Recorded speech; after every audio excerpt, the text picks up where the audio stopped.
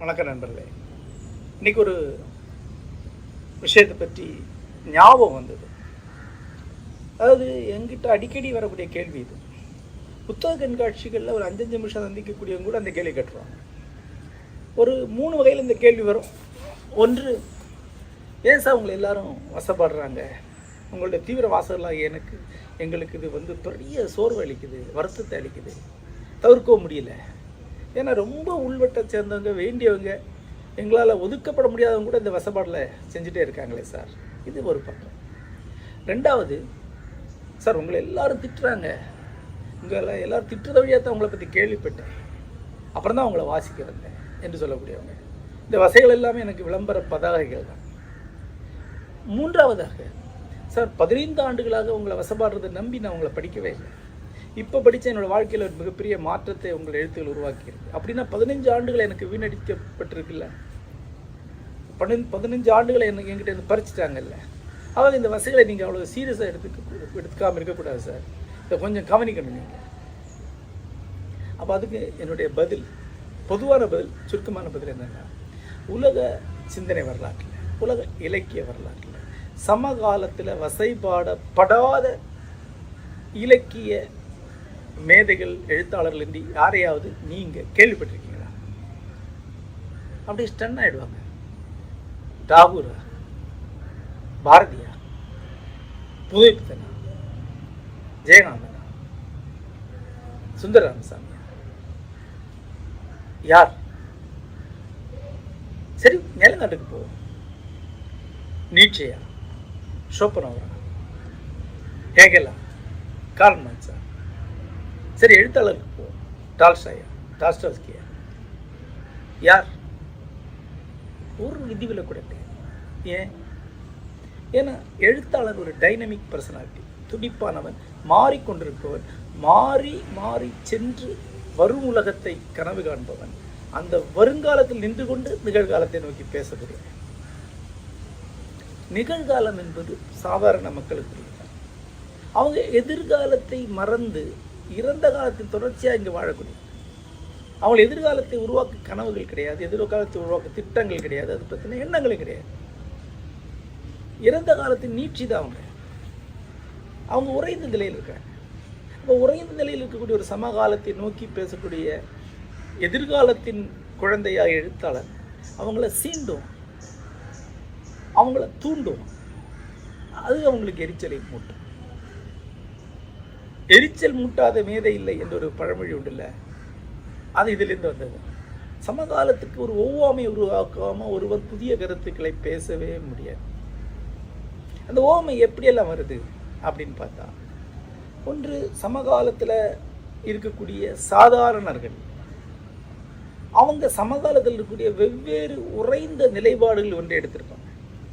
ஏதோ ஒரு அரசியல் கட்சியை சார்ந்தவனாக இருப்பான், திராவிட இயக்கமாக இருக்கும், கம்யூனிஸ்ட் இயக்கமாக இருக்கும், இந்துத்துவ அமைப்பாக இருக்கும், அல்லது ஏதேனும் ஒரு அமைப்பு.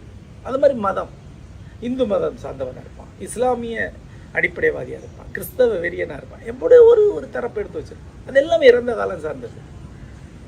அதை சார்ந்து அவன் ஒரு சரியான தரப்பில் இருக்கான்னு நினச்சிட்டு வேற இருப்பான். ஒரு எழுத்தாளன் அவனோட நம்பிக்கையிலையோ அவனுடைய வாழ்க்கையோ கொஸ்டின் பண்ணும்போது, கேள்விக்குறியாகும் போது அவனுக்கு இரிட்டேஷன் வருது, கோபம் வருது. அப்போ அவன் உண்மையிலே தான் சரியான தரப்பில் இருந்து கொண்டு தன்னை எதிர்க்கக்கூடிய ஒரு தவறான நபரை எதிர்க்கிறதா நினச்சிக்கிறான்.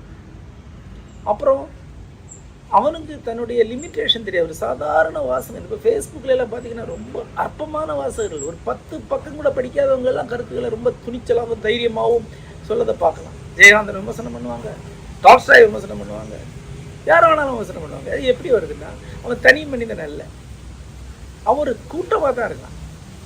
நாங்கள் அப்படிங்கிறான், 500 பேர் சேர்ந்துக்கிட்டு தான் ஒருத்தனை எதிர்க்கிறான்.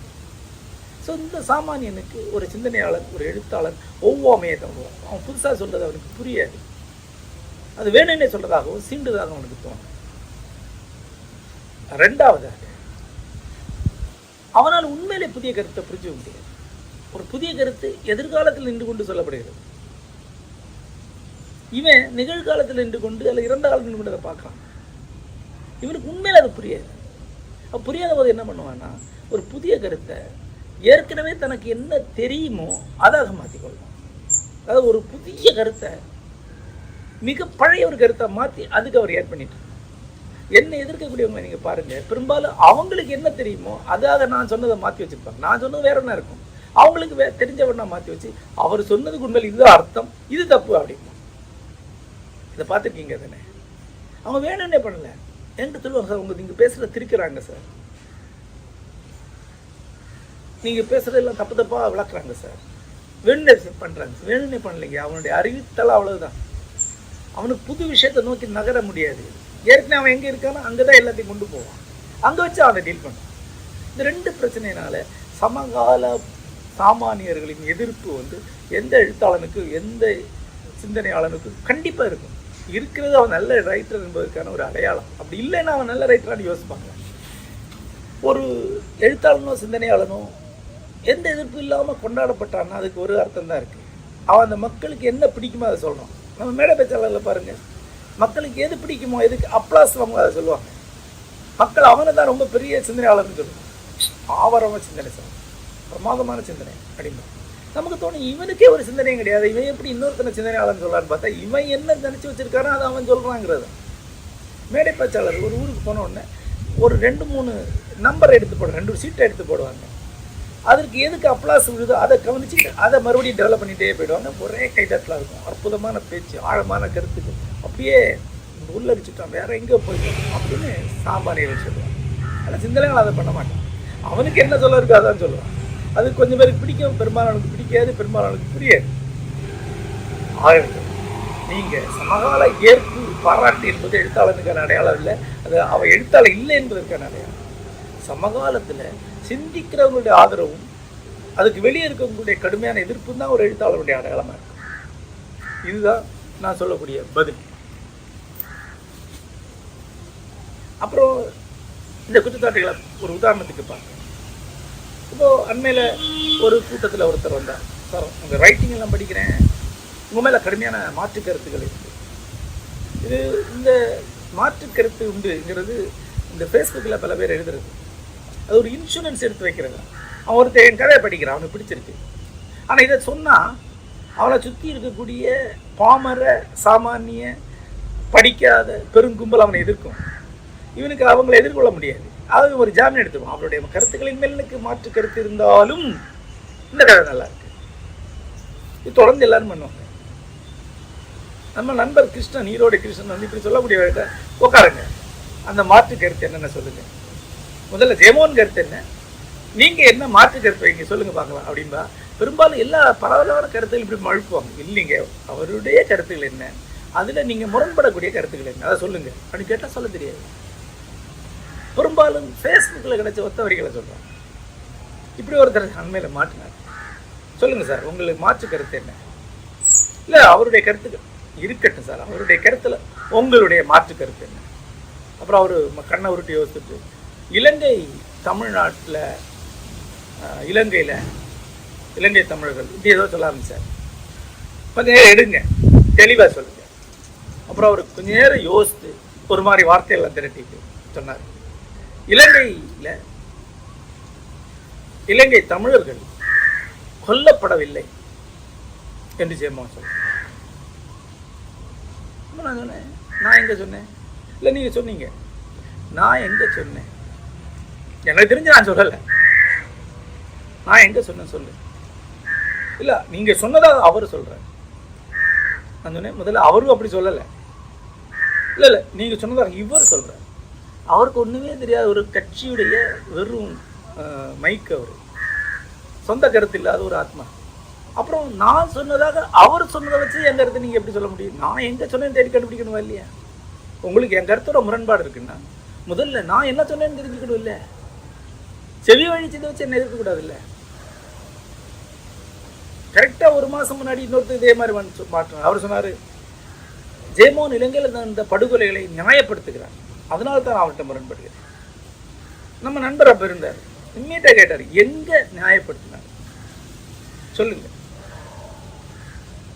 இல்லை நியாயப்படுத்தினார், எங்கேயா நியாயப்படுத்தினார், எந்த வரி எழுதியிருக்காரு, எந்த மேடையில் பேசியிருக்காரு, அவர் சொன்னதை சொல்லு. இல்லை அவர் சொன்னதாக இவர் சொன்னதை அவர் மேற்கோள் காட்டியிருக்காரு. இது என்ன நியாயம்? இது உன்னை பற்றி உன் பக்கத்து வீட்டுக்காரன் சொல்றதை வச்சு நான் உன்னை வேல்யூ பண்ண முடியுமா? இந்த லட்சணத்துல இவங்களுடைய எதிர்ப்புகள் இருக்கு.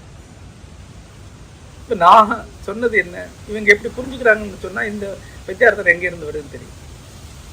இலங்கையில இனப்படுகொலை நடந்தது என்ற ஒரு ஸ்டாண்ட 2009 போருக்கு பிறகு அங்குள்ள சில அரசியல் தரப்புன்னு எடுத்தாங்க. அப்போ என்கிட்ட ஒரு இன்டர்வியூல கேட்கும்போது நான் சொன்னேன், அங்கு நடந்தது போர் குற்றம். ஏனென்றால் அங்கே விடுதலை புலிகளும் தங்களை ஒரு நாடாக அறிவித்துக் கொண்டார்கள், தங்களுக்கு ஒன்று இராணுவம் வைத்திருந்தார்கள். எதிரில் இலங்கை நாடும் அதனுடைய இராணுவம் இருந்தது. அங்கு நடந்தது உள்நாட்டு போர். அந்த உள்நாட்டு போரில் இலங்கை அரசு சர்வதேச அளவில் ஏற்றுக்கொள்ளப்பட்ட போருக்கான எல்லா அறங்களையும் மீறி சாமானியர்களை கொண்டழித்தது. இது போர் குற்றம். இந்த நிலைப்பாடை எடுத்தால் மட்டும்தான் சர்வதேச அரங்கில் ராஜபக்ஷையோ கோத்தபையோ ஏதேனும் வகையில் கண்டனத்தையோ தண்டனையோ வாங்கி கொடுக்க முடியும். அப்படி இல்லாமல் தமிழர்கள் ஆயுதமற்ற சாமானியர்களாக இருந்தார்கள். அந்த சாமானிய மக்களை திட்டமிட்டு கொன்று அழித்து அவருடைய எண்ணிக்கையை குறைக்க வேண்டும் என்ற நோக்கத்துடன் இலங்கை அரசு படுகொலைகளை செய்தது என்ற நிலைப்பாடை எடுத்தீர்கள் என்றால் அதை எந்த சர்வதேச மேடையிலையும் நிரூபிக்க முடியாது. குற்றவாளிகள் எளிதாக தப்பி போய்விடுவார். இதான் நான் சொல்றேன். இன்றைக்கு இலங்கையை சேர்ந்த பல பேர் இதை சொல்றாங்க, இதைத்தான் சொல்றாங்க. இன்னும் சொல்ல போனா அண்மையில இலங்கையை சார்ந்த ஒரு முக்கியமானவர் கிட்ட சொன்னாரு, இனப்படுகொலை என்கிற அந்த வரியை எடுத்துக்கிட்டவங்க பெரும்பாலும் ராஜபக்ஷே கிட்ட ஒரு அண்டர்ஸ்டாண்டிங் இருந்தவங்க. ராஜபக்ஷே தப்ப விடுறதுக்காக அந்த ஸ்டாண்ட் எடுக்கிறாங்க. ஏன்னா அதை ப்ரூவ் பண்ண முடியாத உங்களுக்கு தெரியும். ராஜபக்ஷே ஈஸியாக தப்பி போயிடுவார். ஒரே சமயம் தமிழர்கிட்ட இனப்படுகொலை சொல்லி வீரும் காட்டலாம், இன்னொரு பக்கம் ராஜபக்ஷே தப்ப விடலாம். இந்த டபுள் ஸ்டாண்ட் எடுத்து ரெண்டுலேயும் லாபம் அடிக்க முயற்சி பண்ணவங்க தான் இனப்படுகொலை வார்த்தை சொன்னாங்க. போர்க்குற்றங்கிற வார்த்தையை எடுத்துக்கிட்டு அதில் மொத்த தமிழர்கள் உறுதியாக இருந்து தொடர்ந்து வேலை பார்த்துருந்தாங்கன்னா ஒரு 2-3 ஆண்டுகளில் இலங்கையை மிகப்பெரிய அளவில் எதிர்கூண்டில் நிறுத்தி இருக்க முடியும். இன்றைக்குள்ள சூழலில் போர்க்குற்றங்களுக்கு அவங்கள தண்டிக்க வைக்க முடியுமான்னு பார்த்தா சாத்தியம் இல்லை தான். ஏன்னா உலகம் யாரையும் கண்டுக்கலை. அதுவும் நம்மை மாதிரியான 3ஆம் உலகத்து மக்கள் ஒருத்தருக்கு ஒரு அடிச்சா யாருமே கண்டுக்க மாட்டாங்க.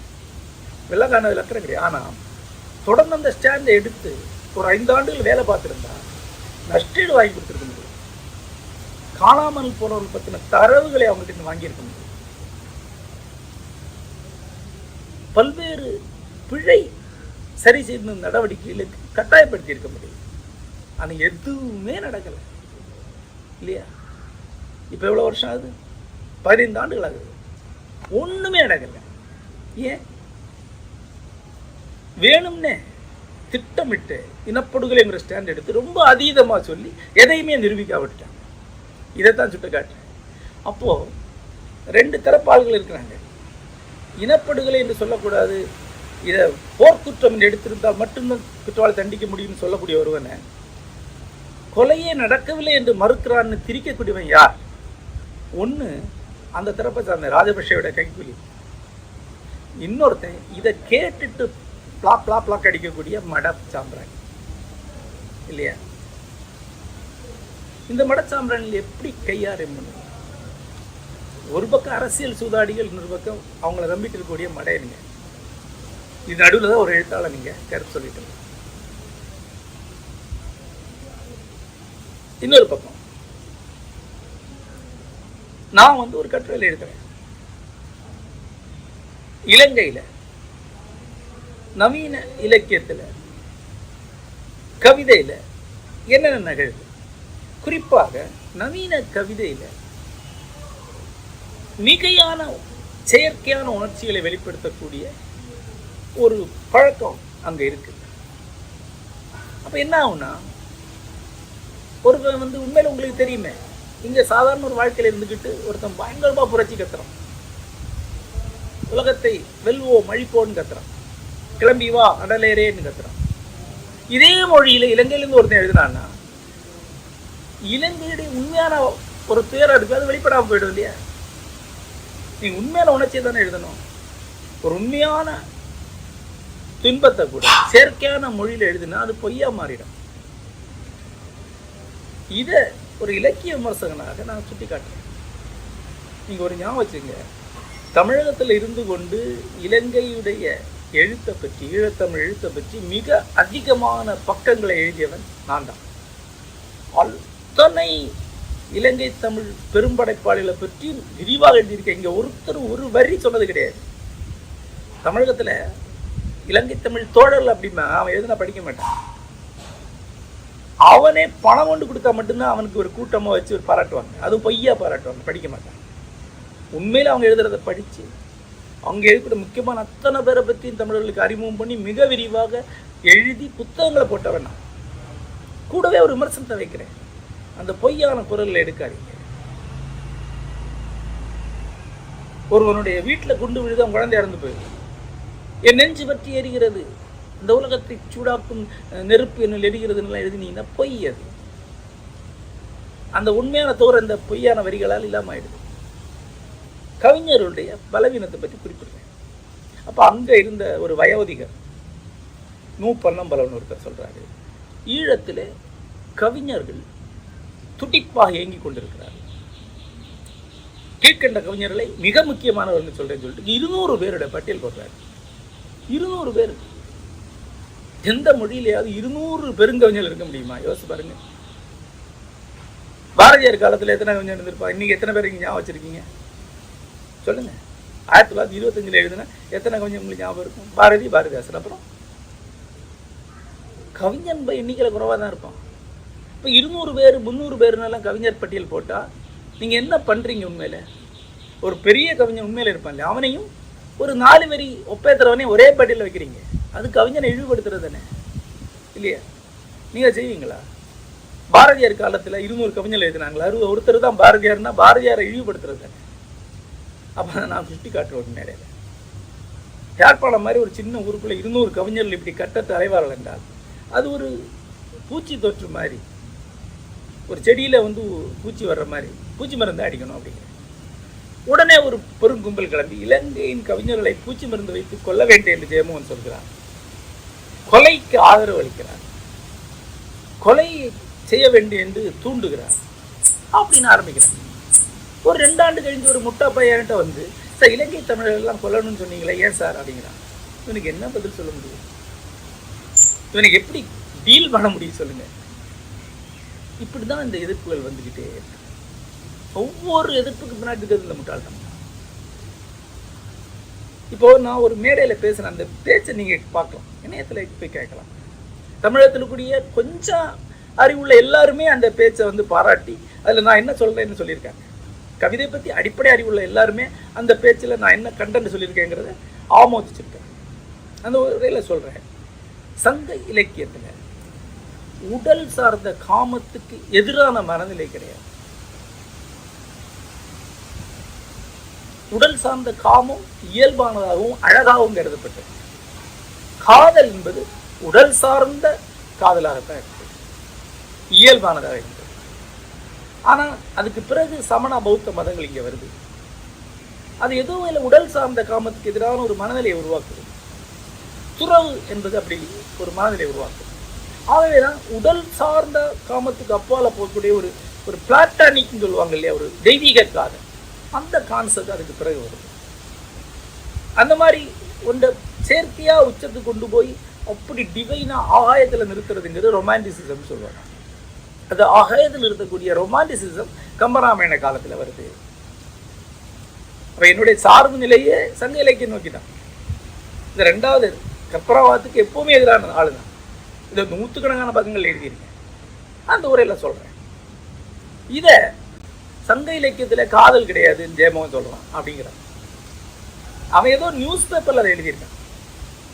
அந்த நியூஸ் பேப்பர் கட்டிங்கை ஃபாலோவர்ட் பண்ணி ஒரு 50 கூமுட்டைகள் ஃபேஸ்புக்கில் ஜெயமோகன் சங்க இலக்கியத்தில் காதல் இல்லைன்னு சொல்லுவாங்க. இது காதல் அல்லவா, அது காதல் அல்லவா?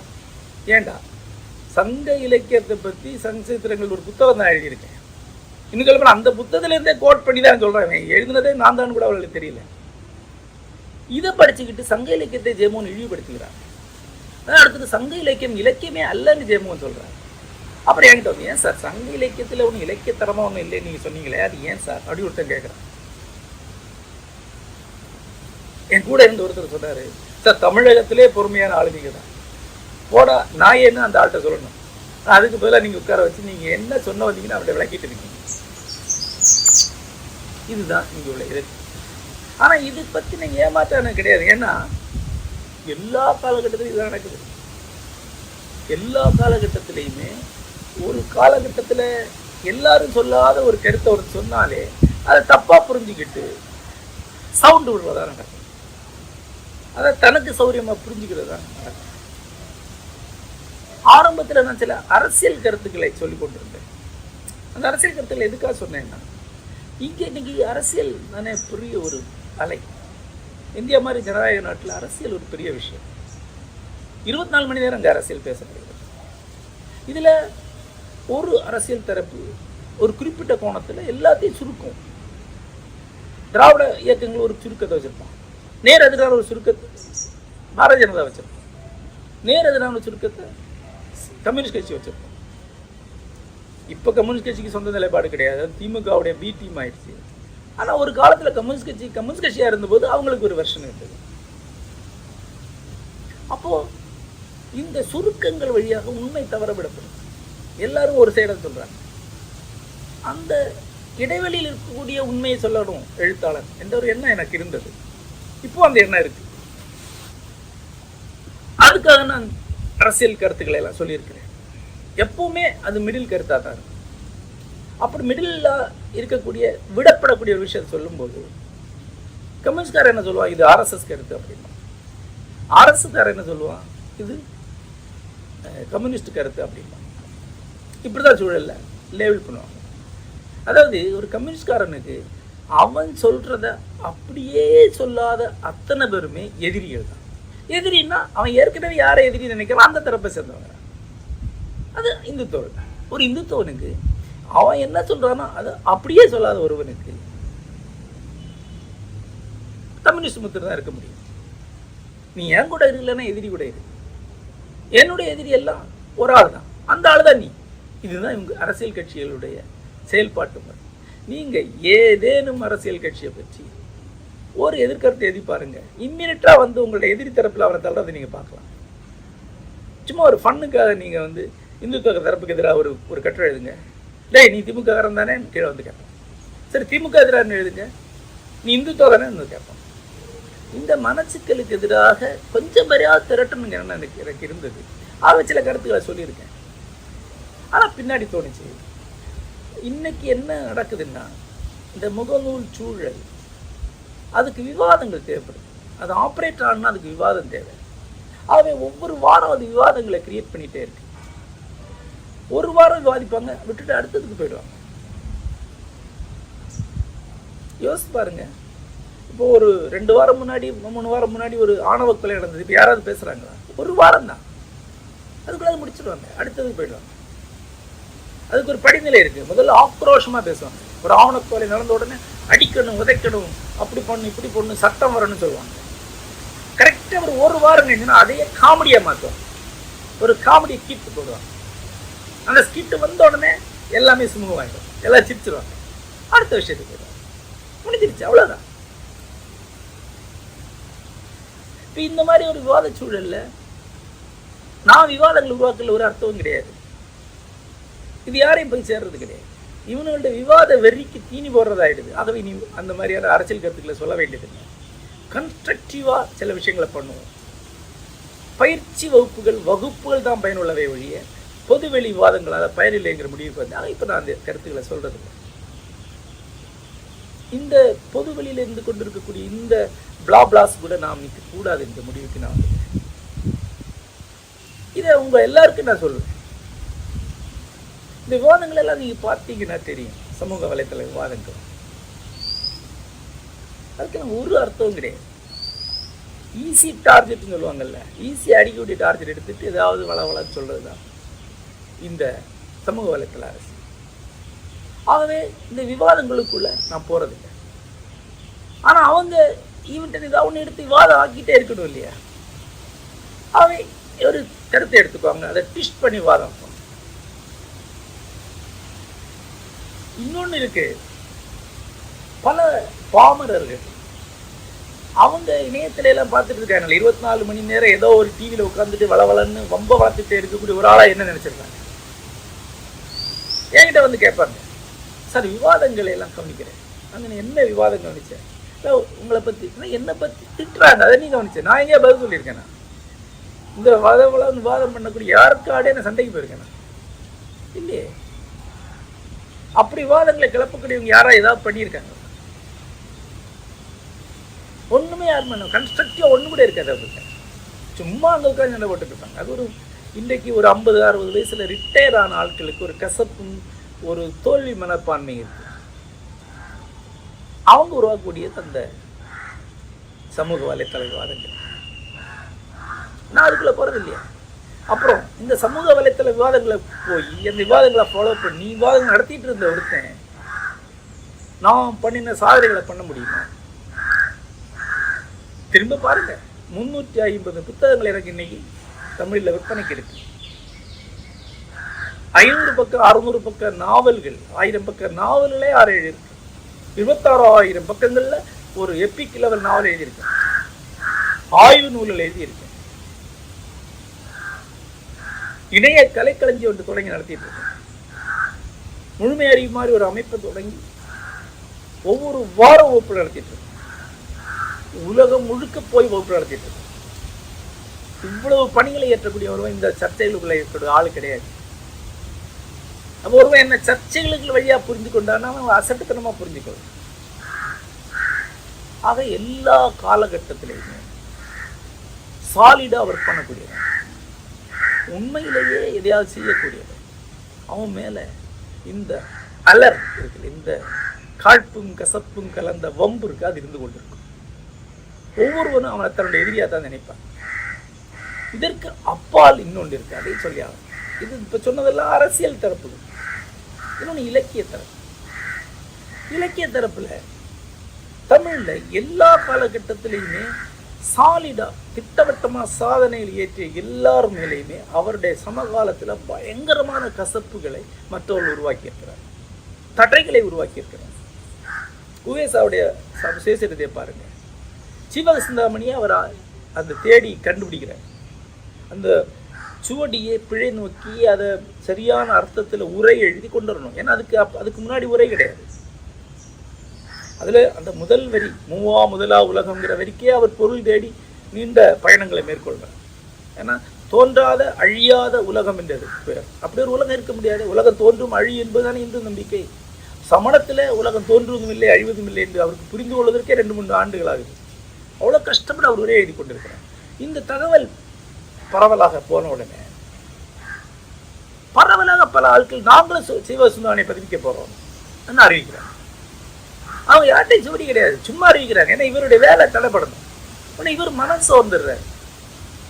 வேற அறிஞர்கிட்ட போய் கேட்கிறாரு, இல்ல இவங்க எல்லாம் வெளியிட போறாங்களே. அவர் சொல்ற இதுல கேன பயக்க அவன் சொல்லுவான், அவன்லாம் வெளியிட மாட்டான். உங்க சோறுடைய வைக்கிறதா உங்க வேலை, உங்க வேலை நீ செய்யுங்க சொல்ற. அப்புறம் சில பேர் வந்து சிவசிந்தாமணியில சில போர்ஷன்ஸ் அவசர கவியில அச்சடிச்சு வெளியிடுறாரு. ஏன்னா முதல்ல சிவசிந்தாமணி அச்சில் கொண்டு வந்த கிரெடிட் தனக்கு வேணும், அவருக்கு போயிடக்கூடாதுன்னு நினைக்கிறார். அப்புறம் இவர் வெளியிடுறார். இன்று வரைக்கும் புகழ்பெற்ற ஒரு மகத்தான உரை அது என் வீட்டில் இருக்கு. ஆனா உடனே ஒரு 50 பேர் கிளம்பி அதுல அது தப்பு இது தப்பு இது தப்பு அது தப்பு இதை தூக்கி கடல்ல போடணும்னு விமர்சனத்தை எழுதி அவரை இன்னும் சோர்வடைய இருக்கிறார். மறுபடியும் அவர் முதல் அறிஞர்கிட்ட போய் கேட்கிறார். அவர் சொல்றாரு, எழுதுறதெல்லாம் எங்க நிக்க போகுது, அவன் தன்னுடைய வெறும் காழ்ப்பினால் எழுதுறான், நீங்க அதை கண்டுக்காதீங்க, அவங்க அடுத்த வேலைக்கு போங்க அப்படிங்கிற. உவேசாவுக்கு இதான் கதி. ஏன் இது நடக்குது? ஏன்னா ஒன்று ஏதேனும் வகையில இலக்கியத்திலும் அறிவியக்கத்திலையும் ஏதேனும் ஒரு பங்களிப்பு ஆற்றணும்னு நினைக்கக்கூடியவங்க நிறைய பேர் இருக்காங்க. அதுக்கான அறிவுத்திறன் இருக்காது, ஆசை மட்டும் இருக்கு, அதுக்கான உழைப்புக்கான மனதில் இருக்காது. ஆனா புகழுக்கான தாகம் மட்டும் இருக்கும். இன்னும் சில பேருக்கு அறிவும் இருக்கும், உழைப்பும் இருக்கும், வாழ்க்கை சூழல் அமையாது. இந்தியா அப்படித்தானே. இந்தியாவில் ஒரு நாளை 1 hour தனக்குன்னு எடுத்து வச்சு எழுதுறதுக்கோ படிக்கிறதுக்கோ வாய்ப்புள்ள வாழ்க்கை அமைகிறதே ஒரு பெரிய அதிர்ஷ்டம் இல்லையா? உண்மையிலே முடியாது, அதுக்கான வாழ்க்கை அமையாது. சில சமயம் சில அரசாங்க வேலையில் போய் மாட்டிட்டீங்கன்னா நீங்கள் 12 மணி நேரம் 16 மணி நேரம் அங்கே சீரழிவீங்க. வணிகத்தில் மாட்டி அழிஞ்சு போனவங்க உண்டு, வறுமையிலே அழிஞ்சு போனவங்களும் உண்டு. அவங்களால முடியாது. அப்போ அவங்களுக்கு சாதிக்கிறவங்க பார்த்தா எரியும், அவங்கள தாழ முடியாது. அவங்க அந்த புகைச்சலை அவங்க மேல காட்டுவாங்க, அவனை இழுத்து கீழே போட ட்ரை பண்ணுவாங்க. தமிழகத்துல சொல்லும்படியான பணிகளை ஆற்றிய அத்தனை பேர் மேலும் கடுமையான கசப்பும் காழ்ப்பும் கொட்டப்பட்டது. சிங்காரவேலு முதலியார் அபிதான சிந்தாமணி என்ற கலைக்களஞ்சிய பணியை தானா நடத்தி முடிக்கிறார். ஆனா அதை வெளிவர முடியாம தடுக்கிறதுக்கு அவ்வளவு பெரிய முயற்சிகளை பண்றாங்க. அவருக்கு யாரு நிதி உதவி பண்றாங்களோ அவங்கள்ட்ட போய் பணம் கொடுக்க இங்க தப்பு அப்படிங்கிறாங்க. அவர் அவ்வளவு போராடி அதை வெளியிடுறாரு. பல பேர் பணம் கொடுக்க மேத்துறாங்க. அப்ப புது ஆளை தேடுறாரு, ஒரு வழியா வெளியிடுறாரு. வெளியிட்ட பிறகு அது அவ்வளவு தப்பு அப்படின்னு மறுபடியும் கட்டுரை எழுதுறாங்க. கட்டுரைகளா எழுதுறாங்க. அது எதுவுமே இன்னைக்கு கிடைக்கிறது இல்லை. கட்டுரை எழுதப்பட்டிருக்க தகவல் மட்டும் நமக்கு கிடைக்குது. ஆனா அது இன்னைக்கு வரலாற்று நிற்குது. இது தமிழ் சூழல்ல எப்பவுமே இருக்கும், எல்லா காலத்திலையும் இருக்கும். ஆகவே இந்த சோட்டா எழுத்தாளர்களுடைய எதிர்ப்பு கசப்பை தாங்காம ஒருவன் இங்கு செயல்பட முடியும். அதுக்கு குரல் செவி கொடுத்தான்னா, அந்த குரல்களை கவனிச்சானா இவன் ஒண்ணும் பண்ண முடியாது. நான் எல்லாத்தையும் நான் சொல்றேன். வெண்முறை சுமார் ஒரு படைப்பை நான் எழுதியிருக்கேன்னா, இந்த சவுண்டுகள் எதையுமே நான் மயிறு கூட பொருட்படுத்தல இருந்தேன்னு அர்த்தம். பொருட்படுத்தி இருந்தேன்னா நான் எழுதியிருக்க மாட்டேன். அதை பொருட்படுத்தி வருத்தப்படுறது ஒருத்தன்ட்ட நீ வாழ்க்கை அழிக்கிற இந்த குரல் அப்படிதான் இருக்கும். அது எப்பவும் இருக்காது, இயற்கையுடைய ஒரு பகுதி. அதான் சொல்ல, ஒரு மரம் முளைச்சி மேல வர்றதுக்கு பல தடைகள் இருக்கும். மாடு மேயும், ஆடு கடிக்கும், பூச்சி புழுக்கள் வரும், அதை தாண்டி தான் அது வரும். உயிர் சக்தி எதிர்மறை சக்திகளை வெல்லணும். மரத்துடைய விதை, அந்த விதையில இருக்கிற உயிர் சக்தி தான் அவ்வளவு பெரிய மரமாகும். அந்த உயிர் சக்தி அதை தாக்கக்கூடிய புயல், மழை, வெயில், பூச்சிகள், புழுக்கள் எல்லாத்தையும் தாங்கி இது வளரணும். அவன் எதிர்ப்பு இருக்கும். அந்த எதிர்ப்புகளை கன்சிடர் பண்ணக்கூடாது, அப்படிதான் இருக்கும். அவனுடைய வரலாற்று பணியை தான் செய்யறான். இப்போ சில சமயம் தெரு நாய்களை பார்ப்போம். தொட்டெல்லாம் உண்ணிகள் அடர்ந்து அந்த நாய் இன்னும் ஒரு வாரத்தை செத்துருன்னு தெரியும். அந்த உண்ணிகள்லாம் சேர்ந்து நாயை கொண்டு திங்குது. என்ன பண்ண முடியும்? அவனுக்கு உயிர் சக்தி இருந்துச்சுன்னா அந்த உண்ணிகள் அதை வெளிந்து வரும். அந்த உண்ணியை பார்த்து நீங்க ஒன்றும் வெறுப்பு அடைய வேண்டியது. அதனுடைய இயற்கை அதுக்கு கொடுத்த பணியை தான் செஞ்சுட்டு இருக்கு. பலவீனமானதை அழிக்க அதற்கு ஆணையிடப்பட்டிருக்கிறது. அந்த ஆணையை அது செய்யுது. பலம் கொண்டது வெல்லும். பலம் கொண்டது மட்டுமே வெல்லணுங்கிறதுக்காக தான் அந்த உண்ணியை இயற்கை உருவாக்கி இருக்கு. அந்த உண்ணிகள் தான் இந்த சின்ன சின்ன சவுண்ட் விடக்கூடிய சோட்டா எழுத்தாளர். நீங்க ஆற்றல் கொண்ட இளைஞர் என்றால் அந்த மாதிரி எதிர்ப்புகளை வென்று நீங்க இங்க நிகழ்வீங்க. அதை உள்ளுக்குள்ள ஆக எதிர்ப்புகள் என்பது இந்த வகையான எதிர்ப்புகள் நிறைய வந்துட்டு அதுல ஒரு அர்த்தம் இருக்காது. ஆகவே எல்லா சூழலில் இருக்கக்கூடிய எதிர்ப்பை தான் நான் தமிழகத்தை சந்திச்சிருக்கேன். அண்மையில வியன்னா சென்றிருந்தேன். அங்க பீத்தோவனுடைய அருங்காட்சியகத்தில் போனார். அந்த மேதையை சமகாலத்தில் இருந்தவர்கள் எப்படியெல்லாம் துன்புறுத்தினார்கள் என்பது ஆவணப்படுத்தப்பட்டிருக்கு. பாமரர்களுக்கு அவர் என்ன இசையமைத்தார் என்பது புரியல. ஆகவே இது ஒன்றும் சரியில்லைன்னு நினைக்கிறாங்க. ஒரு சில பாடல் தவிர பெரும்பாலும் எதுவுமே கிளிக் ஆகல. சமகால ரசனைக்கு ஒத்து வரல. வேறு இசையமைப்பாளர்களுக்கு அது என்னதுன்னு தெரியுது, அந்த வர்த்து தெரியுது. ஆகவே பொறாமை கொண்டு அதை அழிக்க நினைக்கிறாங்க. அதுல ஒண்ணுமே இல்லை அப்படிங்கிற பிரச்சாரம் பண்றாங்க. இன்னும் சில மேதைகளுக்கு அவங்களுக்கு ஒரு பார்வை இருக்கிறதுனால இந்த பார்வைக்குள்ள வர முடியல. அவங்களும் மேதைதான், ஆனா அவங்களுக்கு ஒரு குறிப்பிட்ட பார்வை இதுதான் சரின்னு நினைக்கிறாங்க. ஆகவே பீத்தவனுடைய இசைக்குள்ள அவங்களால வர முடியல. இந்த 3 எதிர்ப்புகளாலே அவர் சோறு வருகிறார், வருந்துறார். செத்துறணும்னு நினைக்கிறேன். ஆனால் தனக்குள்ள இசை இருக்கு, அந்த இசையை முழுக்க வெளியே கொண்டு வந்த பிறகு சாகணும்னு நினைக்கிறேன். அதனால தான் உயிரோட இருக்கேன்னு ஒரு கடிதத்தில் சொல்றேன். அது ஒரு ஆவணமாக கருதப்படுது அந்த கடிதம், மனம் உடைஞ்ச ஒரு எழுதின கடிதம். அதை படிக்க நினைச்சேன். ஐயா, உலகம் கண்ட மேதைகள் ஒருத்தனை இப்படி நடத்தியிருக்காங்க, அப்ப நாமெல்லாம் ஏமாத்துறோம். ஆகவே திரும்ப சொல்றேன், சமகாலத்தில் சிறிய உள்ளங்களின் எதிர்ப்பு என்பது பெருங்கலைஞனுக்கான சான்று. அந்த சான்றிதழுக்கு அப்பால் மதிப்புள்ள இன்னொரு சான்றிதழ் கிடையாது. நன்றி.